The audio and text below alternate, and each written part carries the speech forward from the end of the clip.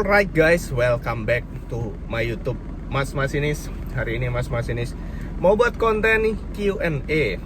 Mas Masinis mau jawab-jawab pertanyaan teman-teman nih. Ada 5-9 pertanyaan. Ada yang aneh-aneh, ada yang lucu. Langsung aja ya Mas Masinis jawab nih pertanyaan dari Noval Gaming 2012 nih. Mas Masinis izin bertanya, apakah saat dinas kereta di dalam kabin lokomotif itu Mas Masinis boleh ngomong-ngomong nggak? Boleh cerita nggak? Jadi kalau di kabin lokomotif itu selain kita tunjuk sebut, kita juga diperbolehkan kok untuk berbincang-bincang ya. Kalau kita nggak berbincang-bincang, diem-dieman, itu vibes-nya kayak kita ngambek ya. Dan juga bikin ngantuk. Makanya kita ngobrol juga boleh di dalam lokomotif, biar kita nggak ngantuk dan biar suasana kabin itu enak gitu ya. Perbolehkan ya, Noval Gaming. Pertanyaan yang kedua, Mas Masinis, kalau dinas larut malam tapi yang nutut palangnya udah tidur, terus orangnya masih bangun. Mas Masinis, kalau Masinis dinas larut malam tapi yang nutup palangnya udah tidur, terus orangnya masih bangun, gimana sih ini pertanyaan? Mungkin maksudnya pas ada kereta mau lewat tapi penjaga palang pintunya tidur gitu ya. Kalau dalam kasus seperti itu, ada beberapa sinyal blok itu. Jika palang pintu tidak tertutup, itu sinyal yang akan dilewati untuk palang pintu itu bakalan merah. Jadi dipastikan kereta itu berhenti lur.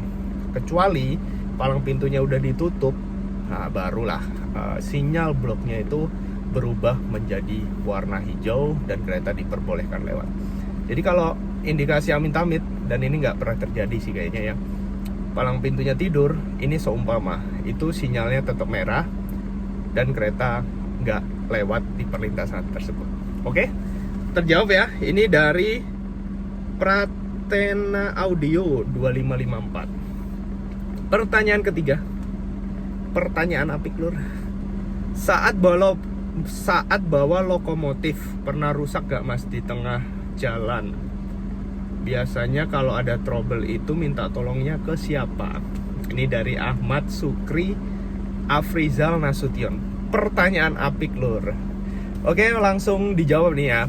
Jika lokomotif trouble, misal di tengah sawah, nggak ada orang, di tengah rel jalan yang jauh dari perumahan, yang pertama dilakukan Mas Masinis itu lapor ya ke PPKP atau pusat pengendali melalui radio lokomotif bahwasanya terjadi problem di lokomotif tersebut. Nah, jika tidak bisa ditanganin oleh masinis atau benar-benar keretanya mogok, itu boleh melakukan panggilan ya. Kalau istilah masinis itu lopen, minta lopen nih, lokomotif penolong untuk menolong yang mogok ini. Nah, lokomotif penolong itu dari depo yang terdekat. Misal depo terdekatnya Cirebon ya Cirebon, misal depo terdekatnya Cipinang, dari Cipinang lokomotifnya.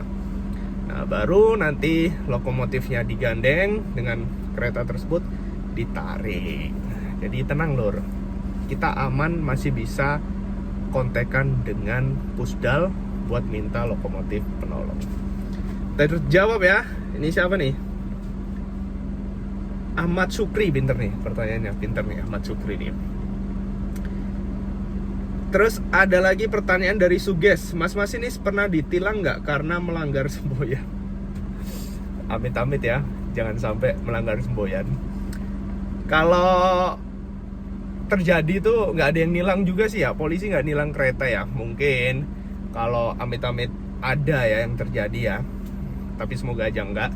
Itu bakalan kena punishment lor. Untuk masinisnya bisa dimutasi atau tidak dijalankan sebagai masinis terlebih dahulu. Terjawab buat Mas Sopo gimana? Suges. Terus ada lagi yang terakhir ya, 5 pertanyaan ya. Ternyata banyak Q&A.